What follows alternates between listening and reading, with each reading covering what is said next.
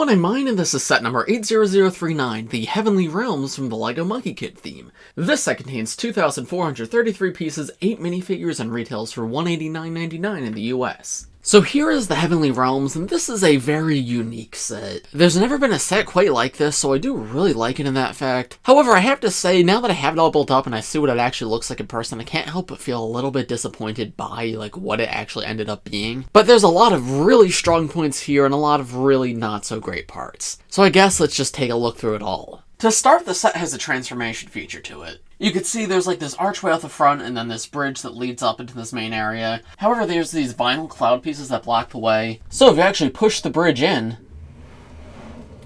that opens up the sides of the build, and that allows the whole path to be completed. Now, unfortunately, I don't feel like this transformation feature is actually the best. For one, these clouds on the side are supposed to come all the way back down like this. But when you're actually performing the transformation, yeah, that doesn't happen. And then if you want to undo it, you pull the bridge forward. But you can see that doesn't actually pull the clouds on the sides back in, you have to manually go in and move them yourself. So with the high price point of the set, I kind of wish that was incorporated a little bit better, because it is a really cool transformation in theory, but both opening up and closing require you to come in and move these manually. So then at that point, what's the point of the bridge at all? Why not just move these individually yourself? It just seems not entirely complete. Which I will say is a little bit disappointing, especially at this price point. This set, like the Flower Fruit Mountain last year, is not actually really based off Monkey Kid. Instead, it's based off the original Monkey King story from Journey to the West. And while parts of this location did appear a little bit in Monkey Kid Revenge of the Spider Queen, the set itself is not based on that at all, really. So that makes it quite unique, at least compared to other Monkey Kid sets. And I do actually like that, because the set's meant to tell a story, and I think they actually do a pretty good job of that. So anyway, yeah, here's the main gates at the front, and these are beautiful. No complaints from me here. I love, the cloud design on the bottom, all the different curved pieces to create that, round, fluffy shape. Quite a few studs, you could fit lots of figures on here. I like the very small steps leading up to the top. And I think these little gold bits sticking out the top of the pillars look awesome. Also, by the way, if anybody wants to translate this text in the comments, feel free to. But now moving to the main bridge, it's a pretty simple build. It uses one of the roller coaster track pieces in gold, and it's got these tan platforms connecting each of the sections. There's also these two little dragon heads coming out the side, which are adorable. I love the use of the sand green and the golden heart piece as the nose. These two are connected together and you're able to wiggle them a little bit, which is fun. And the little mouths can actually be hinged open too. Other than that, we just have that round, fluffy, cloudy look at the base here. And of course, as you just saw, this can be moved in and out. There's a look at how that transformation actually works. Quite simple, just goes forward and back. Now coming to the first of the two side sections. On the left side, we have a peach tree that Monkey Kid stole the Peach of Immortality from. I like the way that the tree is rotated and not match the stud design on the floor right here. It's a small thing, but it just creates some nice angles in the build. And there's a look at the tree itself, very pretty, honestly. Lots of leaves all over, and all of them have peaches growing on them. So if you actually want to recreate the Monkey King story, you could actually have him come over here and pick one of the peaches. But yeah, I think that's very cute and full of life. Coming down to the base of this section, though, you have lots of these white rounded pieces, just again to give it that cloudy feel. There's a little chair to sit in off to the side, some sort of drink right next to it, and then there is a broom and a shovel and a bin. I assume those are meant for Monkey King when he's given work to do in the Heavenly Realms. Next to that, there's a little stickered sign piece that says "No Monkeys."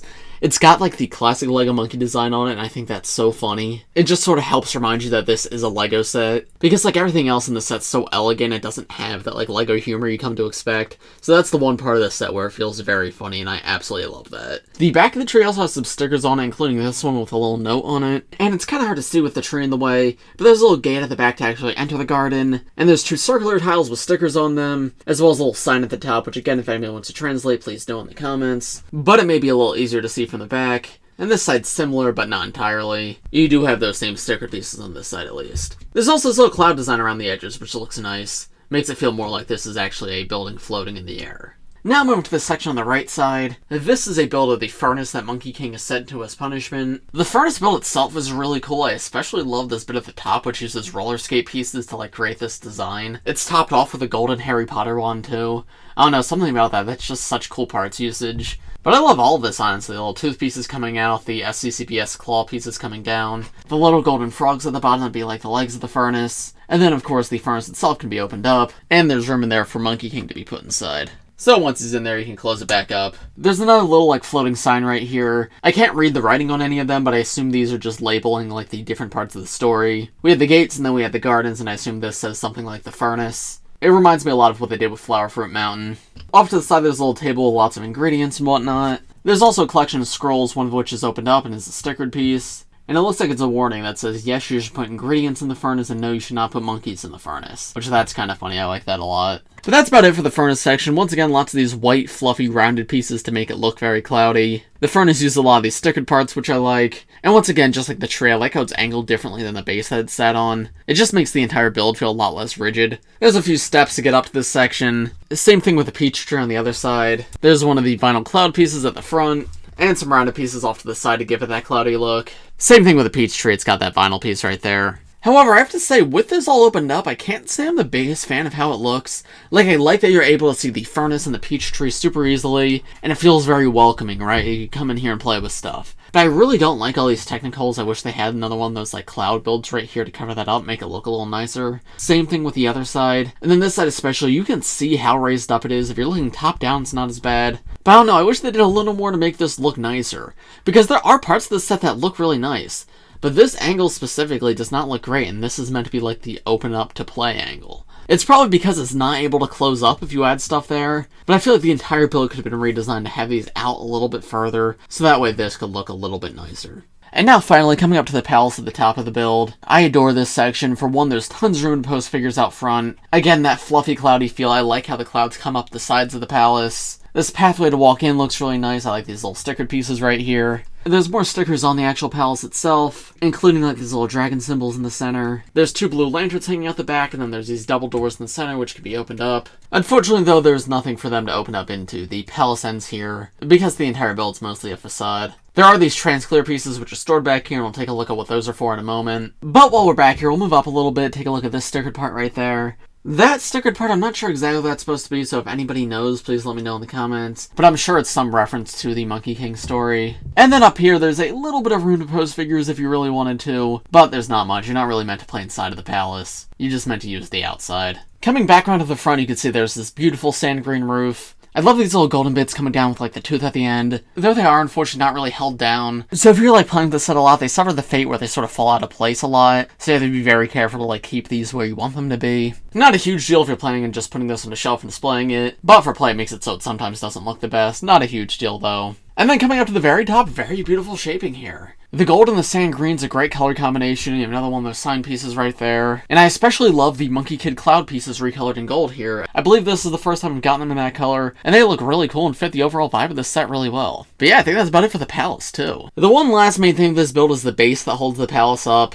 And yeah, I hate to say it, but it does not look the best. Now, I get that's supposed to be very minimal because it's supposed to be holding the palace up in the air, but it's honestly quite ugly, lots of exposed technic. But from the sides and back, I don't mind that the most. What I do mind is the front. Now, I already showed you this where you have exposed technicals here and here, but if you're looking at it from a higher angle, which is how I'm looking at it right now, yeah, you can see when you have the entire palace opened up, sure, you have easy access to the furnace and the tree, and that's also to get such, like, clear views of those sections, but then that back section right there, like, yeah, you have the two dragon heads, which look good, but other than that, look how much is exposed. It looks so, like, artificial and mechanical, and for a set called the Heavenly Realms, that's supposed to be, like, mystical and exciting, yeah, that doesn't look good. I really wish they'd at least use more white pieces to fit with, like, the whole cloudy vibe, but even just attaching more bricks to make it more rounded at the front, I don't know what's best, because yeah, looking at it like this, it does not look good at all. So then it just leaves the question of what's the best way to display this set? Because I could see some people argue like, oh, it doesn't matter, that's for play, you could just close it up and have it look good.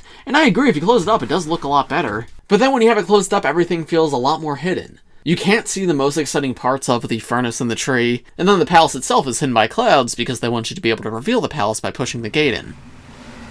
So unfortunately, while I feel like there's a lot of good stuff here, it's held back by what isn't here. So while I do really like each individual section of the build, I love the palace, I love the furnace, I love the tree, and I even love the gate and bridge, the stuff that ties it all together is really where this set fails. And I think that's what really holds it back. But I'll get into all that more at the end of this video when I give you my overall thoughts. I have one more thing to show you with the build, and then we'll move on to the minifigures, and then after that, that's when I'll give you my overall thoughts. So there's transclear pieces that were stored at the back. You're meant to attach them at the front right here, and you're meant to attach Monkey King and Erlang Shen to the top to represent their fight. I apologize if I'm pronouncing his name wrong. Feel free to correct me in the comments if I am. And this is honestly pretty cool. I love when sets come with like proper ways to display the minifigures. And with these transparent pieces holding these guys up in the air, you're able to get them in like dynamic poses and whatnot if you want. So I actually think that's pretty cool. I absolutely love that. So here are the first two minifigures in the set, the two new versions of Monkey King for this set. We have Warrior Monkey King and we have Warden Monkey King. You can see Warden Monkey King comes with another sign piece right here, and this goes with that scene that we just looked at. I assume it says something about his fight. But removing his accessories so you can look at him up a little bit closer. I honestly don't love this minifigure. Don't get me wrong, it's super detailed and I love to see it, and I'm happy we have another new version of Monkey King. However, I feel like the colors are just a little bit too all over the place, especially in the legs. I feel like the legs don't really fit with everything else. The white and the bright orange just feel way too bright. It feels like he has chicken legs with his elaborate armor and his torso and body and everything. I also feel like this gold that's put on the front of his tail doesn't really match with the torso. So I just feel like it's a stark contrast. It's red torso to golden tail to white hips to white legs to orange feet. Just way too much going on here. Doesn't feel cohesive enough. A lot of great ideas here, and I think with some part customization from previous Monkey Kings, he could look really good. Because I do think that torso is super detailed and looks great. I just feel like the legs are definitely the wrong color, so I'm not the biggest fan of this one. The little tassel at the top of his head, though, is good. I've gotten that in previous Warrior Monkey Kings, but it's nice to see that again here. Then Warden Monkey King is honestly really cute. I love the little dress piece that he has. It's got this metallic gold foil on it, and it looks fantastic. It's a very casual yet elegant look for him, and he's got an all new face print here too, where he's chewing. This is super cute. I honestly really like this one. There they are with everything removed. I'm not taking the skirt piece off of this one because it's just plain black legs underneath, but turning them around, you can see there's what the back torso prints and alternate faces look like. The back face print of Warden Monkey King is all dirty, and that's to represent him after he came out of the furnace. And very detailed back torso print of Warrior Monkey King. I really like that one. It's just, yeah, look how different those legs look. It looks like he has duck legs. It's a little silly. I don't know why they chose those colors. And then the next two figures in the set, neither of them are new nor exclusive, so I won't spend too long on them. But we just have the regular version of Monkey King, and then we have Tourist Monkey Kid. The regular version of Monkey King we've gotten many times before. It's a good version, obviously. It's a very casual version of him.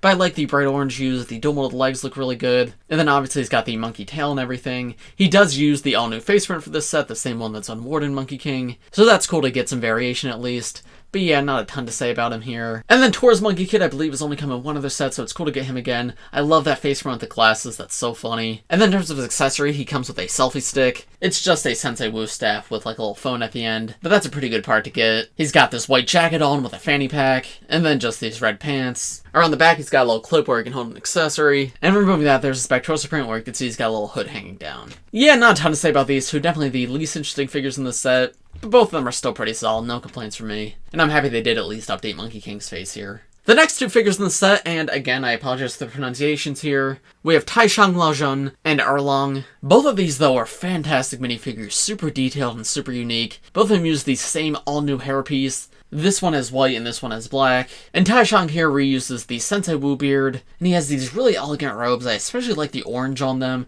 That's just the perfect splash of color in my opinion. And I think it looks great. They reused the Mr. E armor in gold too. And taking the beard and armor off, you can see that full torso print looks fantastic. The face print's really strange, much different than how he looks with the beard on. It looks like he has one tooth coming up from the bottom, which is interesting. And then these really big eyebrows. Then turning him around, you can see the alternate face where he's got closed eyes. A little yin-yang symbol around the back. Very similar than that. No back dress printing, which is a little disappointing, but it's not a huge deal. And then Erlang has a really great all-new face print. I feel like that could be super useful for customs and whatnot. Then another super cool torso design with this wolf armor. And then a little bit of this light lavender color. I don't think I like this torso as much as this one, but they're both still pretty good. He uses the Legacy Skulkin armor here, and then turning him around, you can see he's got this very triangular cape out the back that's not the normal LEGO cape piece. And if we take his hairpiece off, you can see there's his alternate face. And if we turn this cape piece up, there's his back torso print. Yeah, I really like both of these guys. Obviously important to the story that the set's meant to tell, but also very unique minifigures that I'm happy to get. And then the final two figures, we have Nezha as a kid, and then we have a Heaven Fairy. The child Nezha is a very interesting figure, not one I was expecting, but one that's super cool to get. He's got the iconic look that the full-size figure has of him, but obviously shrunk down to be child-sized, so he's got the bigger eyes and smaller eyebrows that they usually have. Really huge spear piece for his accessory, and then he's got that same cape piece that his older version has. He's got the Legacy Skulkin armor in lavender, and there's a look at his alternate face, which is honestly pretty good. Yeah, very cute little figure, I like him. And then the Heaven Fairy, once again, another fantastic minifigure. I absolutely love the hairpiece on this one. I'm not sure if it's new for this set, but it is fantastic. It looks so good. The colors are great. I love all the lavender used. No back dress printing, which is a little bit disappointing, but not a huge deal. My one complaint with this figure is she reuses the May face, and I get reused face prints are a thing that's gonna happen, but I don't like when LEGO reuses the same faces in the same theme. And this is May's face from Monkey Kid. That That'd be like if Ninjago City came with a different character with Cole's face, but it wasn't Cole. That would just be really silly, so I think it's really silly that they chose to use May's face here. I wish they made a new one or reused a different one from like LEGO City or something, but there's a look at that face print. It is a good face, just I wish it was new. And there's the alternate face where she's got an angry expression, as well as the back torso print. Yeah, once again, two very good figures. The face print's a minor thing they could very easily fix, but considering she's the only one of the new characters that didn't come with a new face print, I don't think that's a huge deal. So I'm overall still satisfied. And then finally, we have a Celestial Dog, who is awesome. Now, the glare in my light box make it kind of hard to see the design on his face, but he's essentially just a standard LEGO black dog, just with like metallic gold markings on his face and a metallic gold nose. He is absolutely adorable, and I'm so glad he's included, because he's just such a fun thing to get. Here, that's him up very close. Maybe you can see the design a little bit better there. But he's overall very basic design, so I don't have a ton to say, but I'm very happy he's included. And so, what are my overall thoughts on this set? I can't help but feel a little bit let down by this one, because I feel like it had a lot of potential aesthetically, and I do really like what most of the build is going for. I just feel like it's really held back by how much of that Technic system's exposed. There's no, like, really good way to display this, and that's unfortunate, because this overall is a very good set. They just need to do a little bit more in the areas that were not, like, the main focus. So would I recommend this set? Honestly, I'm not sure. I think the other two $170 LEGO Monkey Kid sets are better than this one, being the Boat Headquarters and the Flower Fruit Mountain. However, if you have those two and you're interested in getting another one, I don't think you'll be super disappointed, but this is definitely the worst looking one for display. In terms of a playset though, I think it does a pretty good job. It tells the story that it wants to, and there's lots of room to display figures and play with them and whatnot. So I think for kids, even at this high price point, if you can afford it, I think it's pretty good. But if you're an older collector just looking to display, I mean, it's not terrible by any means. There are a lot of very beautiful parts of the set, but it's also far from perfect. So I think it depends. I think I showed you the ugly and the pretty angles of this set, so I guess that's just up to you if that really affects your decision or not. But those are just my thoughts. Let me know what you guys think of this set in the comments below. If you enjoyed this video, please just like, subscribe to the channel if you're new. I do LEGO videos just like this one almost every day, so if you subscribe, you'll be the first to see them. Thanks for watching, everybody, and I will see you all in the next one. Bye!